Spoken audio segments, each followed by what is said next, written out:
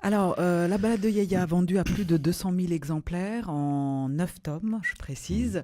Est-ce que vous croyez que la réussite et donc la suite qui continue de ce récit est vraiment liée au fait que vous avez réussi à toucher Mmh. avec la même puissance un public, disons, jeune et adulte?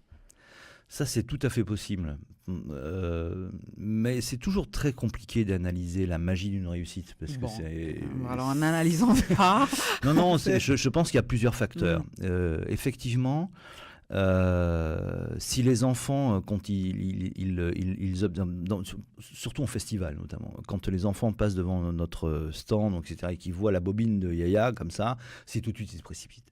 Parce hmm. que, alors, au-delà des 900 000, des 900 000, vous 200 voyez 000. un petit peu, Ouais. ça c'est un vœu pieux, Mais ça viendra, ça ça viendra. viendra. Au-delà des 200 000 livres Vendu. vendus, il y a aussi les prises en main. C'est-à-dire qu'on considère qu'il y a 2 à 3 fois ce nombre-là qui concerne les gens qui sont entrés en contact avec Yaya. Les prêts notamment, on a énormément de bibliothèques, D'accord. de médiathèques, de CDI qui comptent Yaya dans leur rayon. CDI, Ces centres de documentation et d'information pour les d'accord. collèges et les lycées, vous D'accord. voyez. Mhm. Et très très très très fréquemment, les gamins connaissent Yaya par le biais du CDI, voilà, donc la bibliothèque interne des établissements scolaires, aussi D'accord. bien même en école primaire. Mhm. Et donc voilà, on a été très très très très bien distribué. Il y a eu ce travail qui a été fait par les adultes aussi justement, et les adultes et les professionnels, hein, notamment les médiathèques, etc. Donc les enfants sont rués sur cet ouvrage, et effectivement les adultes peuvent le lire et sont assez friands au final, parce que je m'aperçois finalement qu'en festival, encore une fois, on a énormément de sollicitations de la part des adultes. Et Mhm. alors, tout âge confondu, hein, ça va de la grande sœur, c'est-à-dire que le lecteur, la cible, si vous voulez, c'est plutôt, allez, 8 ans, Oui. hein, c'est ça, c'est 8-12 quoi. Mais au-delà de ça, c'est-à-dire que la sœur ou le frère, même parfois le frère, parce que c'est tout public aussi, hein, Mhm. je dirais que c'est unisexe, hein, c'est pas, voilà. Et ça qui est intéressant aussi, c'est l'histoire d'une petite fille, mais d'un petit garçon aussi, et donc tout le monde y trouve son compte. Yaya, donc la fille, et Et Tuduo, Tuduo, qui est le le petit garçon. garçon qui va l'aider dans son grand périple pour retrouver ses parents. Et voilà, et donc la sœur ado, la grande sœur, la maman, la tante, etc., les mamies, alors le nombre de mamies qui s'appellent Yaya ou qu'on surnomme Yaya, qui viennent chercher leur livre et qui le découvrent, et puis ensuite le font découvrir à leurs petits-enfants, ça, on est Surnom complet. chinois ou Yaya, surnom... alors c'est chinois, c'est Fei qui avait trouvé D'accord, ce nom. Et alors de mémoire, je crois que ça veut dire petite fille, Yaya, hein, d'accord. mais ce qui est formidable, c'est que c'est en fait assez international, parce que Yaya, on m'a dit qu'en espagnol voulait dire aussi grand-mère, Yaya. en Mhm. grec Ouais, également. ouais, ouais. Voilà, et puis c'est tellement facile à prononcer que c'est un peu comme maman, quoi. C'est universel. C'est vrai que c'est beau. Voilà. Alors là, il y a une actualité concrète. Donc, vous allez publier la suite de cette histoire. Donc, ça s'intitule Les nouvelles aventures de Yaya et Tuduo. Et vous avez lancé un financement sur une plateforme collaborative, Ulule. Mm. Et il y a un projet de film, donc on va parler des deux choses. Déjà, pourquoi cette suite et le choix du LUL Mhm. Et puis après, on parlera du film. Alors pourquoi cette suite? Parce que, en fait, tout est un peu lié. Pourquoi cette suite? Parce que je souhaitais, après plusieurs années maintenant, on est la fin du cycle. La dernière parution de Yaya, ça remonte à il y a 2 ans ou 3 ans déjà. Donc, si le public est toujours au rendez-vous, si on continue de découvrir Yaya ou faire découvrir Yaya, il était aussi un peu pour moi nécessaire et puis j'avais très envie de ça, de continuer l'histoire de Yaya et d'offrir au lecteur une possibilité de retrouver ces personnages-là. Est-ce qu'elle retrouve ses parents? Bon, on va pas dévoiler, parce que j'ai pas lu encore la suite. Non, là je peux pas vous dire, parce que ça serait dommage de vous dévoiler Ouais. ce qui se passe et dans la bande dessinée déjà, et après pour c'est vrai que c'est un petit peu difficile de parler du roman, parce que c'est du roman jeunesse, hein, donc on est parti sur un projet après les 9 épisodes de la BD, ou les 3 intégrales, puisqu'on les a regroupés également en 3 intégrales, comme celui que nous avons devant nous. C'était un petit peu compliqué pour Golo Zhao, qui a énormément de travail et beaucoup de chantiers en ce moment, puisqu'il n'édite pas que chez nous. C'était compliqué pour lui de rentrer à nouveau dans un cycle long de bande dessinée autour de Yaya, d'autant qu'on venait de finir Kushi également. Donc voilà, j'ai proposé de continuer les aventures, de créer des nouvelles aventures de Yaya autour d'un récit roman jeunesse, voilà, récit romanesque, avec des illustrations. Donc ça va s'adresser quasiment au même public, c'est-à-dire à partir de 8 ans, 9 ans. Oui. Hein, et illustré par Golo Zhao, on va retrouver Yaya, Tutuo, des personnages de la bande dessinée. Des personnages, parce que... Et on va retrouver tout ce petit monde-là à Shanghai. Donc, on va reprendre à la fin du cycle de la bande dessinée ce qu'il s'est passé. Voilà. Donc, pour ceux qui connaissent le cycle de la bande dessinée, eh bien, on va pouvoir suivre Yaya et Tutuo dans de nouvelles aventures à Shanghai. Voilà, j'en dis pas plus.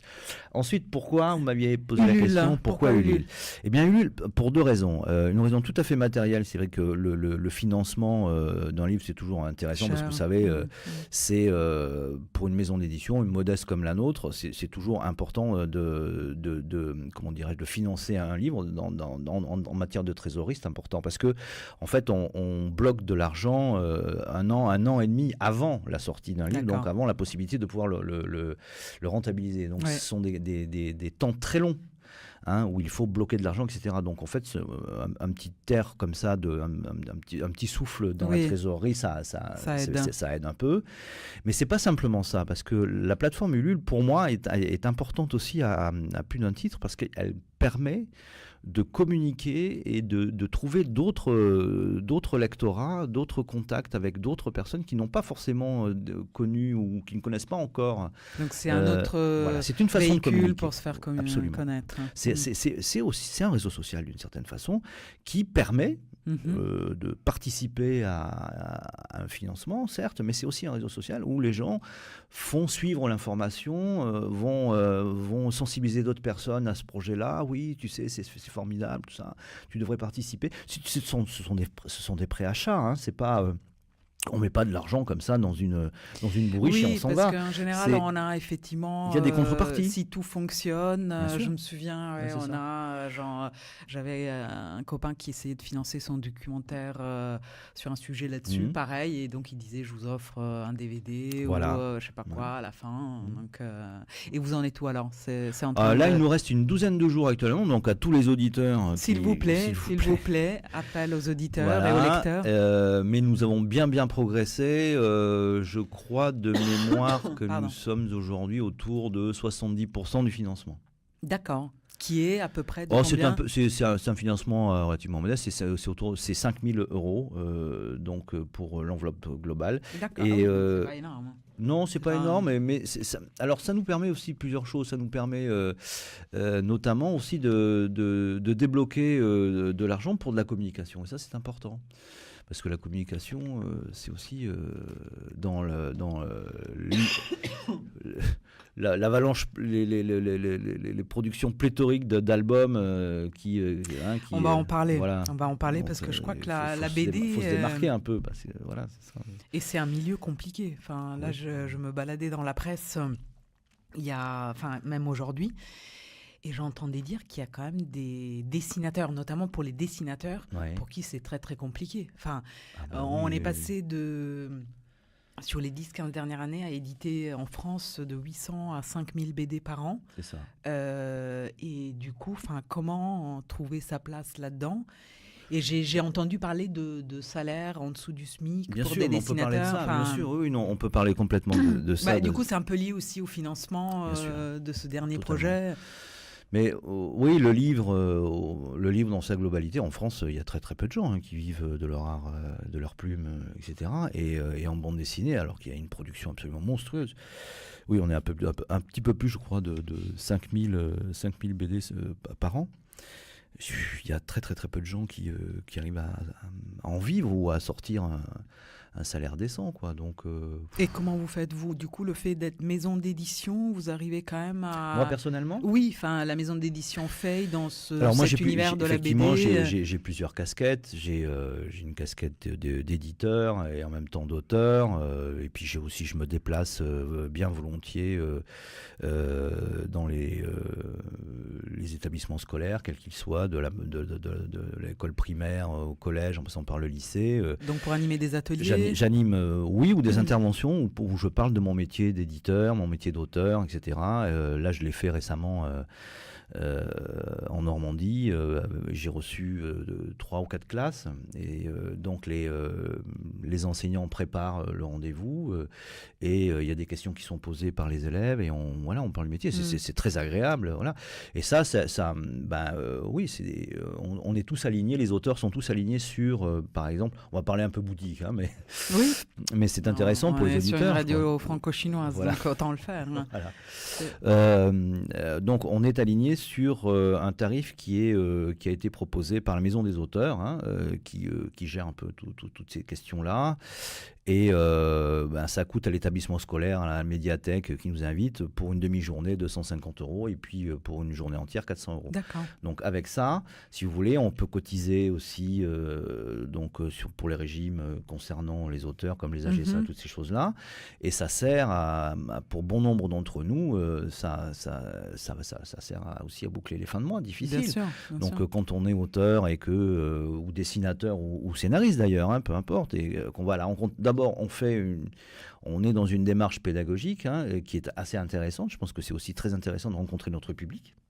Moi, je suis pour la transmission à tout point de vue. Et par ailleurs, en même temps, c'est une manière de gagner un peu son pain, quoi. Donc ça, c'est pas si mal.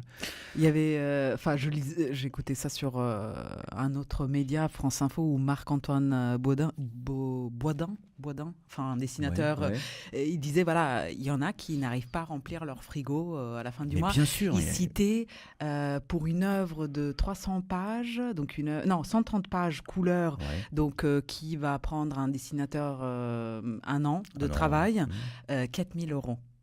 Donc là c'est pas quand beaucoup. même dur. Hein, non, là c'est vraiment pas beaucoup. C'est uniquement pour le dessin ?